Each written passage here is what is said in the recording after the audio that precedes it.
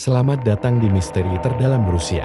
Di semenanjung Kola, tersembunyi sebuah fasilitas terbengkalai yang menyimpan rahasia mengerikan. Pada tahun 1989, para ilmuwan Soviet melakukan pengeboran terdalam di dunia. Mereka menembus lebih dari 12 km ke dalam kerak bumi. Namun, di kedalaman itu, mereka menemukan sesuatu yang tak terduga. Bukan emas atau minyak, melainkan suara-suara aneh yang membuat bulu kuduk merinding. Suara jeritan ribuan jiwa yang tersiksa, seolah dari neraka itu sendiri. Para ilmuwan panik, menghentikan proyek, dan menyegel lubang itu selamanya. Hingga kini, misteri Kola Super Deep Borehole tetap terkunci rapat.